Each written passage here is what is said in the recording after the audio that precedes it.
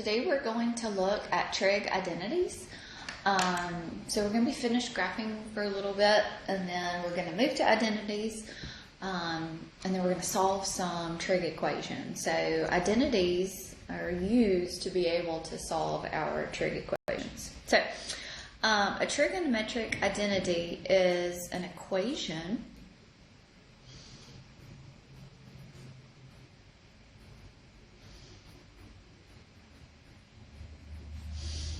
involving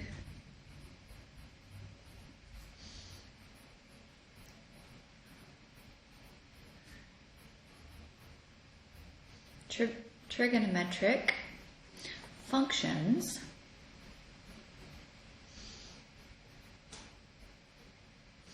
that are true for all values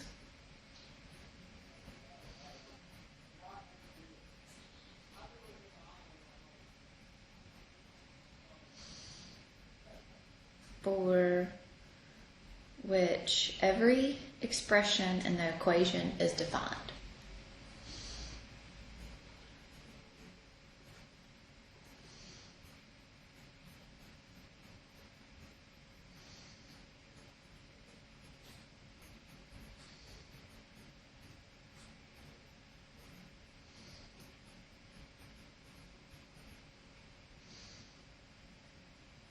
Okay.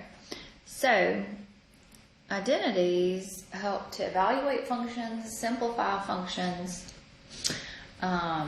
verify different identities, and then you're going to be able to solve your equations using all these identities. So we're going to just start going through all of the identities, and I'm going to expect you to know this, all these identities. So the quotient identity are tangents and cotangents. So your first quotient identity is going to be tangent. And tangent is going to be the ratio of sine over cosine. Cotangent is going to be cosine over sine. So think about this for just a second. When we're looking at the trig in a coordinate plane, and we've just got some x and y, right? And we've got the r value, the distance between 0 here. Yes? Okay.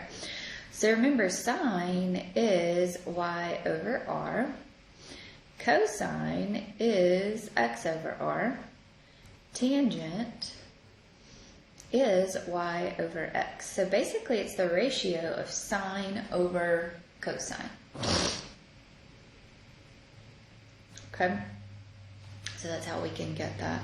The reciprocal identities are sine is 1 over cosecant, cosecant is 1 over sine, cosine is 1 over secant, and secant is 1 over cosine, which we kind of know these already. Tangent is 1 over cotangent, and cotangent is 1 over tangent. All right, so let's think about that for here. So sine is y over r, and cosecant is r over y. So they're the reciprocals of each other. Secant here is r over x, reciprocals of each other, and cotangent is x over y, reciprocals of each other. Okay, so think about that. So these really are not anything crazy new. So let's look at this. So if secant of theta is equal to negative square root of a 30 over 3, find cosine of theta. Well, cosine is 1 over secant, right? So basically I can do what? Just kind of flip that over. So cosine is 1 over secant. So that means I can say 1 over negative square root of a 30 over a 3, which that turns into negative 3 over square root of a 30. Right? Because it's basically just the reciprocal of that. All right. So what can I do here? Just I need to rationalize. So I need to multiply by the square root of 30. So this is going to be a negative 3 square roots of 30. Square root of 30 times square root of 30 is a 30. So now that can simplify. So this is going to be negative square roots of 30 over 10. All right, because 3 goes into 30 10 times. Okay, so I want y'all to take a second and I want y'all to do this one for me. So if tangent of x is equal to the square root of 2 over 4, and cosine of x is equal to a negative 2 square roots of 2 over 3, find sine of x.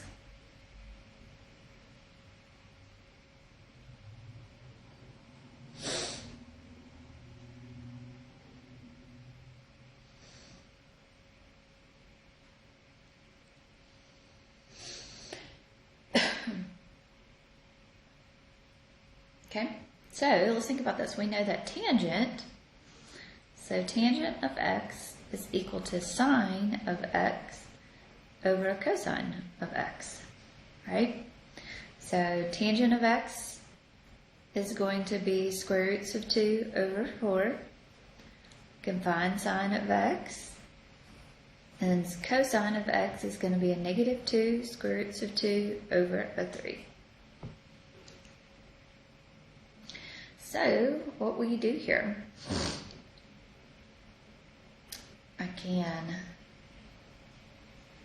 Let's reevaluate this a little bit. So this is square roots of 2 over 4 is equal to a 3 sine of x over a negative 2 square roots of 2. Like this. Yeah?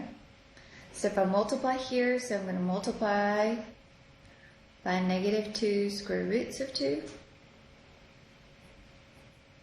So what is that going to be? That's going to be negative 2 times 2. And I'll be left with a 3 sine of x. Yeah. So negative 2 times 2 is a negative 4. So that's going to be a negative 1, right? Divide both sides by 3. So sine of x is going to be equal to a negative 1/3.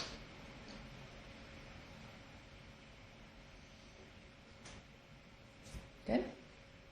All right. Your Pythagorean identities. So Pythagorean identities are very similar to Pythagorean theorem. So remember, Pythagorean theorem is x squared plus y squared equals an r squared. Okay? If our radius is 1, then x is going to be cosine. So cosine squared plus sine squared is going to be equal to 1. The other Pythagorean identities, the other way you can write them is in terms of tangent and cotangent. So it's going to be tangent squared of x plus 1 is equal to secant squared. And then cotangent squared plus 1 is going to be equal to cosecant. All right, so here. It says find cosine of theta and tangent of theta if sine of theta is equal to a negative 1/3. Okay, and cotangent is going to be less than 0. So cotangent is going to be negative. So the only place that this sine is negative and cotangent is negative is going to be in quadrant 4. Right? Okay, so we've got cosine squared of theta plus sine squared of theta is going to be equal to a 1, right? I don't know my cosine, so I can say cosine squared theta plus a negative 1/3 squared is going to be equal to 1. So I have cosine squared theta plus a 1/9 is equal to a 1. So I have cosine squared theta, so it's 9 over 9, so that'll be 8, subtract, so that'll be 8/9, right? And then if I take the square root of this, I'll be left with the square root of 8 over 9, which is going to be what? 2 square roots of 2 over a 3. Okay, we're in the fourth quadrant. So cosine is going to be positive. To find tangent of theta, we can just say sine over cosine, right?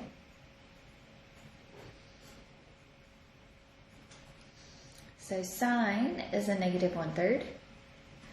Cosine is a 2 square roots of 2 over 3. So this is going to be a negative 1 over 2 square roots of 2. Multiply by the square root of a 2. So you'll have negative square roots of 2 over a 4 here.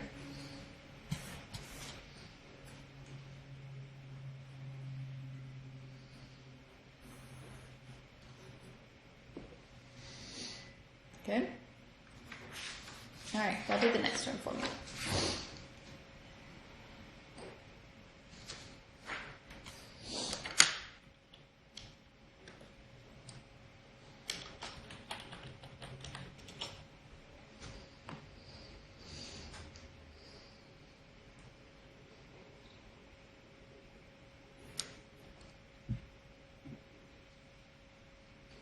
Okay, so I want to find tangent of x and sine of x. If secant of x is 6 over 5, so secant is cosine. So where is cosine positive?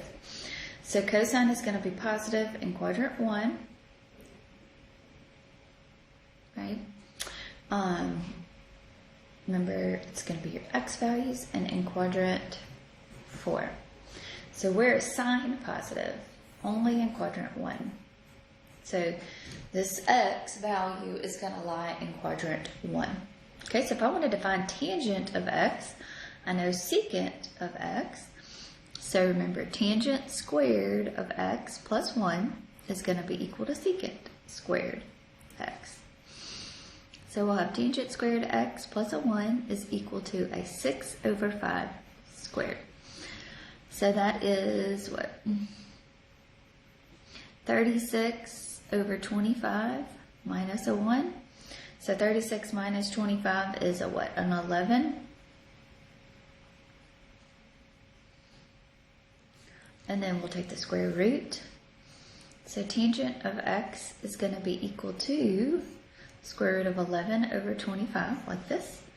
So tangent of x is going to be equal to the square root of 11 over 5. Everything's going to be positive in that quadrant.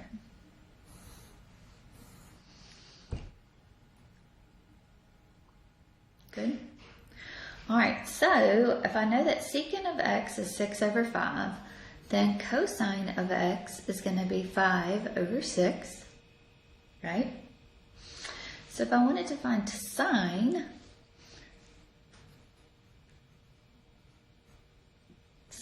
of x, it's going to be square root of 11 over 6.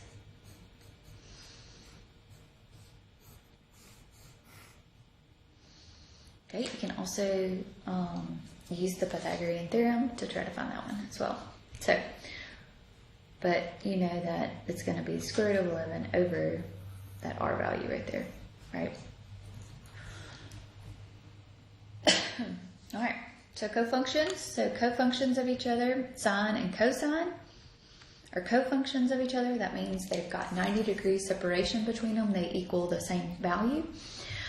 Tangent and cotangent are cofunctions, and secant and cosecant are cofunctions. Even and odd identities, the only one that's even is cosine.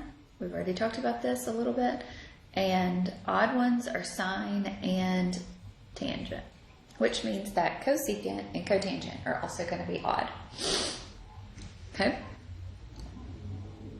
All right. So if sine of a negative angle is going to be equal to a negative 0.97, find cosine of pi over 2 minus x. Okay, so if I wanted to find cosine of pi over 2 minus x, that means that I'm going to say sine of pi over 2 minus my angle. Okay, all right, so sine of a negative angle, if I did this, so negative sine of x is going to be equal to a negative 0.97. Then that means that a negative cosine of pi over 2 minus x is going to be equal to the same thing, 0.97. Okay. But here, negative divided by negative, so this is going to be cosine pi over 2 minus x is now going to be equal to a 0.97. So basically all I did was just divide both sides by a negative. Okay, let's look at this one. So if tangent of a negative x is equal to a negative 2.36, find cotangent of pi over 2 minus x. All right, so tangent of a negative, so it'll be negative tangent of that angle x is going to be equal to a negative 2.36. So tangent of x is going to be equal to 2.36. So cotangent of pi over 2 minus x is going to be equal to 2.36.